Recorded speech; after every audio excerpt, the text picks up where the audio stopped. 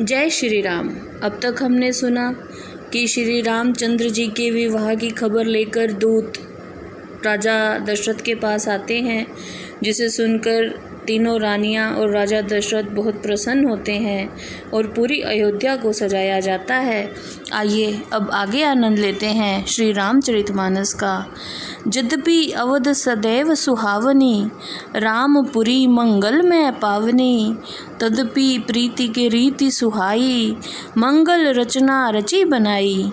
जैसे अयोध्या हमेशा से ही सुहावनी रहती है, परंतु श्री रामचंद्र जी के विवाह की खबर सुनकर, क्योंकि श्री रामचंद्र जी की वो पवित्र जन्म स्थली है, सुंदर रीति दिखाने के लिए उसे भी खूब सजाया गया है। ध्वज पताक पट चामर चारू, छावा परम विचित्र बजारू। कनक कलश तोरण मन जाला, हरद दूब दधि अक्षत माला। सुंदर ध्वजा, पताका, झंडियों और चवरों से बाजारों को बहुत ही विचित्र रीति से सजाया गया। सोने के कलश, बंधनवार, मणियों के समूह, दही, चावल, हल्दी, दूब और फूलों की मालाएं, ये सभी मंगल वस्तुएं रखी गई। मंगल में निज निज भवन, लोगन रचे बनाई। बीथी सींची चतुर्सम, चौके चार पुराई। लोगों ने अपने अपने घरों को मंगलमयी वस्तुओं से सजाया और चौरस गलियों में छिड़काव कराकर सुंदर चौक पूरे कराए गए। जहाँ तह जूथ जूथ मिली भामनी, सजी नव सप्त सकल दुति दामिनी। बिंदु बदनी मृग सावक लोचनी, निज स्वरूप रतिमान विबोचनी। चंद्रमुखी और मृगनयनी अपने स्वरूप से रति का घमंड दूर करने वाली स्त्रियों के झुंड 16 श्रृंगार करने लगे। गाँव ही मंगल मंजुल वाणी, सुनी कल रव कल कंठ लजानी। भूप भवन किमि जाय बखाना, विश्व विमोहन रचो बिताना। मधुर वाणी में मंगलाचार स्त्रियां गाने लगी। उनकी मधुर आवाज को सुनकर कोयल भी लज्जित हो रही थी। राजभवन की शोभा का वर्णन किस प्रकार किया जाए, जहाँ संसार को मोहित करने वाला मंडप बनाया गया है। मंगल द्रव्य मनोहर नाना, राजत बाजत विपुल निशाना। कथौं बिरिद बंदी उच रही, कतहूँ वेद धुनि भूसुर करही। जिसमें अनेक प्रकार की मनोहर वस्तुएं शोभायमान हैं और बहुत से बाजे बज रहे हैं। कहीं पर शहनाई बज रही है तो कहीं पर ब्राह्मण वेद पाठ कर रहे हैं। गावई सुंदर मंगल गीता, लैले नाम राम और सीता। बहुत उछाओ भवन अति थोरा, मानहु उमग चला चहु ओरा।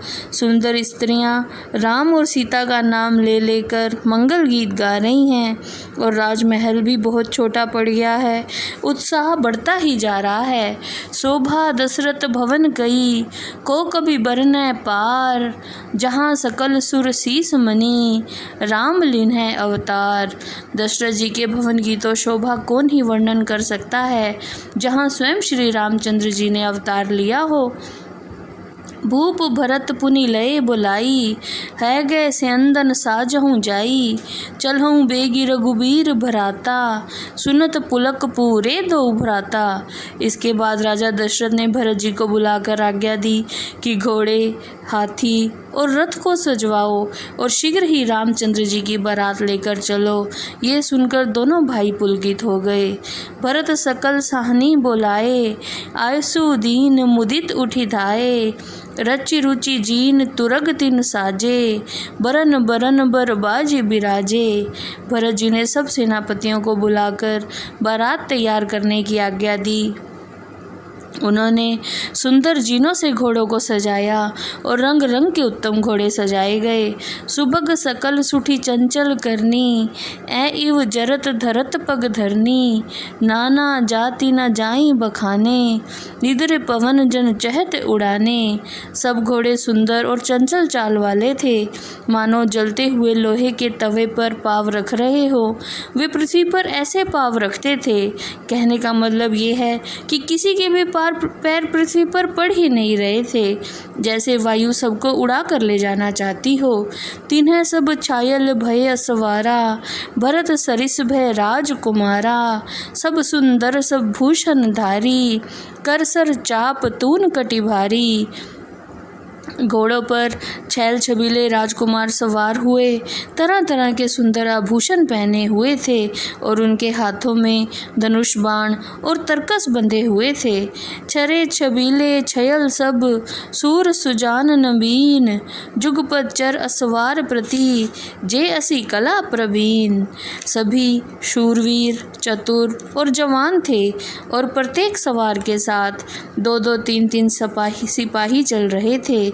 बांधे बिरद बीर रन गाड़े, निकसी भये पुर बाहिर ठाडे।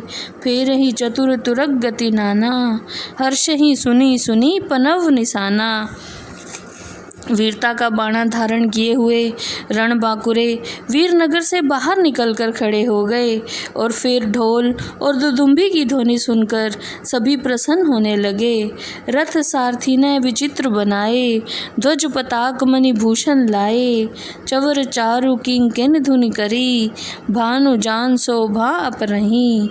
सारथियों ने रथों को ध्वजा, पताका, मणियों और आभूषणों से सजाया। उनमें सुंदर सुंदर चवर लगे हुए थे, छोटी छोटी घंटियों की ध्वनि हो रही थी और वो सब सूर्य के रथ की शोभा को बढ़ा रहे थे। साम करण अनगिनत है होते, ते तिन्ह रथन सारथिन जोते।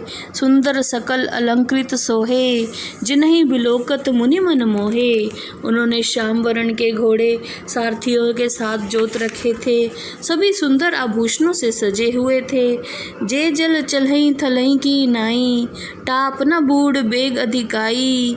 अस्त्र शस्त्र सब साज बनाई, रथी सारथी ने लिए बुलाई। वो जल में भी भूमि की तरह ही चल रहे थे। रथों पर अस्त्र शस्त्र और सब कुछ सजाकर सारथियों ने रथियों को बैठने के लिए बुलाया। चढ़ चढ़ रथ बाहिर नगर, लागी जुरन बरात। होत सगुन सुंदर सभी, जो जेही कारज जात। रथों पर चढ़कर नगर के बाहर बाराती एकत्रित होने लगे। उस समय जो किसी काम को कहीं जाता था तो अच्छे शकुन होने लगते थे।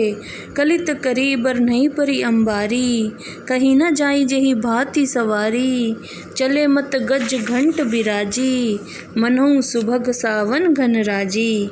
श्रेष्ठ और सुंदर हाथियों पर अंबरियां इस प्रकार सजाई गई थी कि उनकी सुंदरता का वर्णन शब्दों में नहीं किया जा सकता।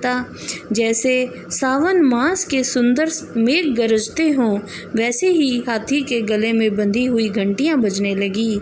वाहन अपर अनेक विधाना, शिविका सुभग सुखासन जाना। तीने चढ़ी चले विप्रबर वृंदा, जन तनु धरे सकल श्रुति छंदा। अन्य प्रकार की और भी सवारियां थी, जैसे रथ, विमान, पालकी, जिनमें बैठकर सुख प्राप्त होता था।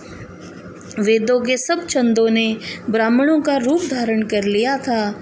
मागध सूत बंदी गुण गायक, चले जान चढ़ी जो जेही लायक। बेसर ऊट वृषभ बहु जाति, चले बस्तु भरी अगणित भांति। गुणों का बखान करने वाले मागध, सूत, बंदीजन जो जिस योग्य था उसको उसी प्रकार की सवारी पर बिठाया गया। कोठी ने कांवरी चले कहारा, विविध वस्तु को बरने पारा। चले सकल सेवक समुदायी, निज निज साज समाज बनाई। करोड़ों बहंगियों को लेकर कहार चलने लगे। उनके पास विविध प्रकार की इतनी वस्तुएं थी जिनका वर्णन करना कठिन है। सेवकों के झुंड अपने अपने साज सामान के साथ सच धज कर चलने लगे। सब है के उर निर्भर हर्षु, पूरित पुलक शरीर। कभी देखी बे नैन भरी, राम लखन दो वीर। सबके हृदय खुशियों से भरे थे और शरीर पुलकित थे। सबके मन में एक ही इच्छा थी कि हम श्री राम